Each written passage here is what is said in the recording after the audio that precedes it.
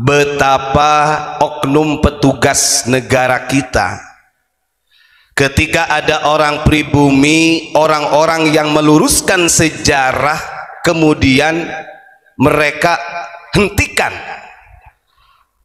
Tapi mengapa ketika ada orang-orang oknum dari Yaman, dari klan Ba'alawi yang justru jelas-jelas mereka memberikan provokasi, menghinakan bangsa Nusantara, menghinakan kiai ulama Nusantara, didiamkan? Pertanyaannya itu, kenapa? Kan begitu. Ayah naon sudah. Ada udang di balik kerupuk, itu namanya. Kita lihat pada saat ini bangsa ini telah mulai tersadarkan. Pada dini hari umat muslim khususnya yang ada di Nusantara sudah mulai tersadarkan. Dan kalau kita presentasekan mungkin sudah 90%, Pak. Makanya mereka ini kelojotan, takut, khawatir ditinggalkan oleh jamaahnya.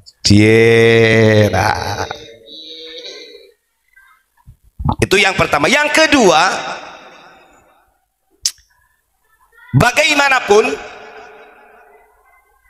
rasisme ini adalah sumbu daripada intoleran yang sudah melekat di dalam pribadinya mereka-mereka yang sengaja sebenarnya ingin mengacak-ngacak tradisi, budaya, bahkan sejarah-sejarah yang ada di Nusantara. Ini nyata. Kemarin itu saya sudah dapat input langsung, cikal bakal radikalisme, cikal bakal ekstremisme itu adalah karena seorang yang punya kepribadian intoleran. Saya ini ada salah satu dari santri Pasuruan yang tadi hari itu beliau mengirim salah satu video. Ini perlu diketahui oleh umat seluruh Nusantara, wabil khususnya dunia lah. Nah, di dalam voice ini yang dikirim oleh salah satu santri dari Pasuruan ini menjelaskan ada seorang ibu nyai yang kebetulan beliau adalah menantu dari Kiai Haji Hamid Pasuruan. Beliau adalah istrinya daripada Kiai Haji Idris Hamid yang bernama Ibu Nyai Hajah sinten wau? Bentar.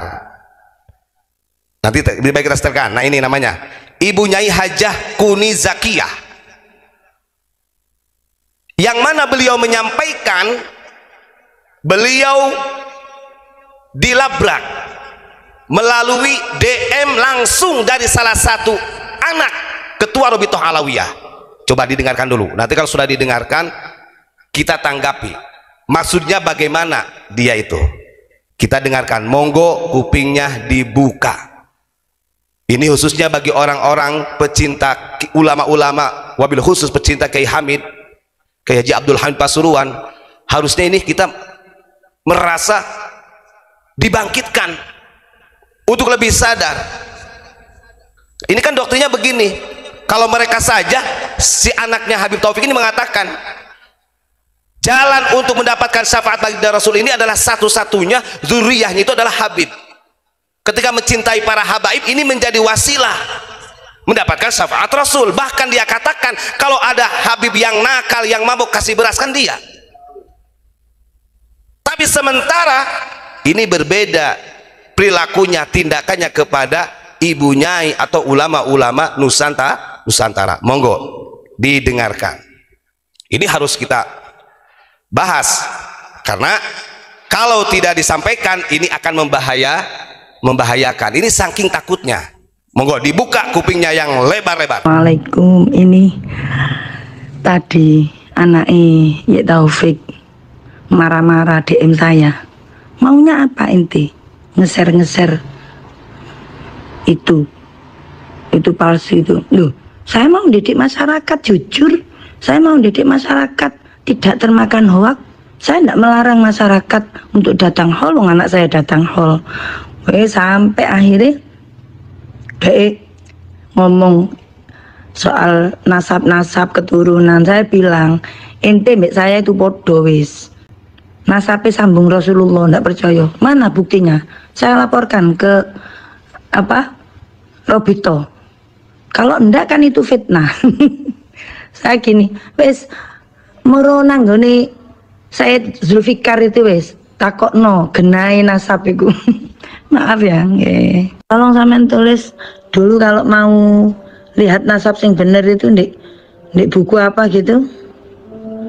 Ya, dan wis kalau katanya Kiai wis nggak usah diladeni wis jarno enggak Pak, jenengan selama ini diam tambah diide-ide jarno wis aku sing musuh anake Taufik kene tuwe anakku ya numuri.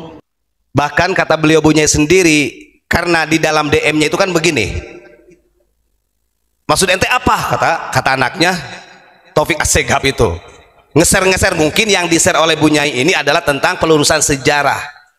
Akhirnya dia tidak terima, dia ngamuk-ngamuk melalui DM kepada ibunya, Ibu Nyai. Ada salah satu kiai yang ngomong sudah biarkan aja Bunyai. Akhirnya kata Bunyai dibalas, begini Pak Kiai, kita ini lama kelamaan kalau didiamkan ini kita diinjak-injak. Biarkan saya menjadi musuhnya anaknya Habib Taufik. Kata ibunya, Ibu Nyai, ini bahaya Pak. Kalau ibu-ibu pasukan emak sudah berteriak, ini bahaya ini. Serius. Nah, saya dapat WA langsung nih, saya bacakan dulu. Nah, gini dalam isi WA-nya. Assalamualaikum. Saya Muhammad Effendi, alumni Pondok Pesantren Salafiyah Pasuruan Kiai Haji Abdul Hamid. Takutnya dikira bohong ya. Artinya voice ini saya dapatkan dari salah satu alumni pondok pesantrennya Kiai Haji Abdul Hamid. Saya Muhammad Effendi, alumni pondok pesantren Salafiyah Pasuruan Kiai Haji Abdul Hamid. Saya pernah jadi khodam dalam Kiai Haji Idris Hamid, putranya. Saya tidak terima Bunyai saya, istri Kiai Haji Idris Hamid, direndahkan oleh anaknya Habib Taufik Pasuruan.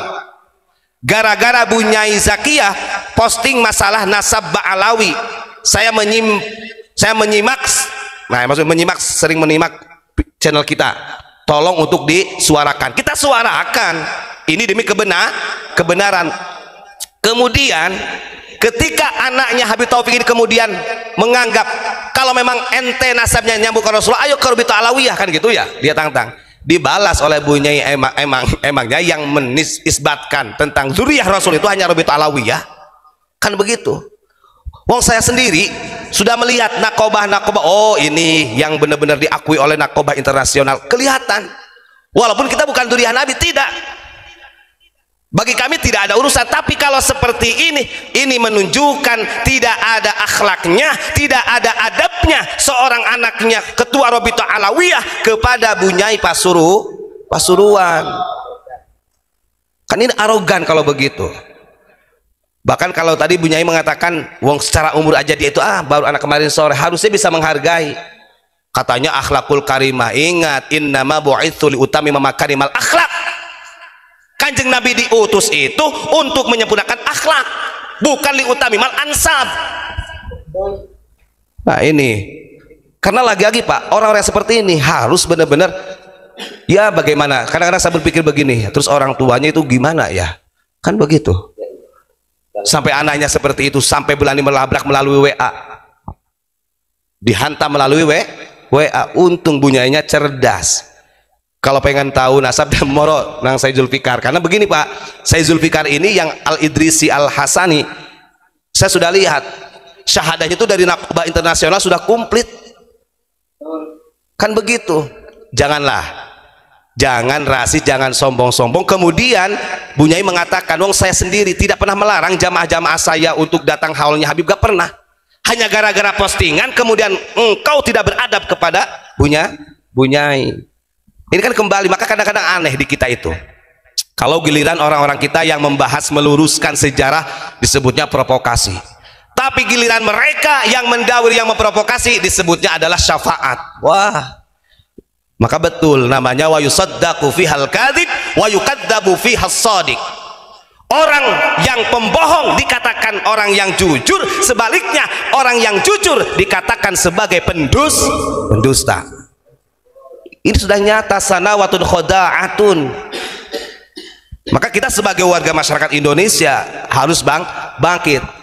Ini kalau mau secara adu kekuatan gak ada apa-apanya, Pak. Hakul yakin negara ini akan berpihak kepada yang hak, lebih-lebih di dalam meneruskan sejarah Nusantara. Sekarang yang berani merubah sejarah kemerdekaan siapa? Yang berani merubah muassis, pendiri-pendiri Nahdlatul Ulama 1926 siapa? Yang merubah silsilah Syadziliyah siapa? Coba itu tinggal dikoreksi aja. Bahkan kalau kita lihat Haul Gresik, ya benar sekali. Bahkan yang menjadikan haul daerah-daerah yang ada di Nusantara siapa? Bahkan taman ada, Pak. Kemarin saya di-share sama kawan. Misalkan itu ada, gak tahu di daerah mana itu. Namanya taman apa nih namanya? Lupa lagi. Udah saya screenshot kok. Saya save. Iya, ada itu. Kata saya itu kok ada tanda nama taman ini. Taman Habib apa? Saya save ini kemarin. Taman Habib Al-Walid ya. Intinya di taman tersebut ditulis bahwa taman ini taman kepemilikannya Habib, atau mungkin napak tilasnya lah gitu. Nah, ini kan sudah banyak, bisa jadi ngapunten makom-makom keramat. Bahkan saya nih ada salah satu dari Kalimantan juga yang memberitahu kepada saya, salah satu ibu nyai Kalimantan. Ini lebih ngeri lagi, nggak saya sebutin namanya ya. Jadi ibu nyai yang di Kalimantan itu dia punya kawan, kebetulan kawannya ini salah satu muhibbin kuatnya dari Habib tersebut. Itu diperintahkan, Pak. Terus gimana saya bilang Bu Nyai ceritanya? Dia sendiri mengakui katanya diperintahkan ke gunung, ke hutan-hutan, Pak. Yang kemudian di tempat-tempat yang kosong itu dibikin pendopo, dikeramatkan lah. Dan itu jadi, bahkan sampai ditajabin misan. Itu ada. Sampai yang bercerita langsung melalui telepon. Artinya, alhamdulillah ini bersyukur kepada Allah. Bagaimanapun apa yang dikatakan oleh mereka biasanya, mereka yang gembar-gembor, yang hak katakan hak, yang batil katakan batil, sekarang tidak pernah terdengar. Melempem suara itu. Karena sadar di dalam dirinya terdapat kebatilan, kebohongan, kadzabul mukadzab. Ini harus ada kejujuran. Terus terakhir dari saya, dan andai kata nih orang kemudian dulu yang pertama kali yang memerintahkan tes DNA kan Habib Rizik. Iya, coba lihat di jejak digitalnya. Bagi siapa saja yang merasa dirinya mengaku sebagai Habib, silahkan tes DNA.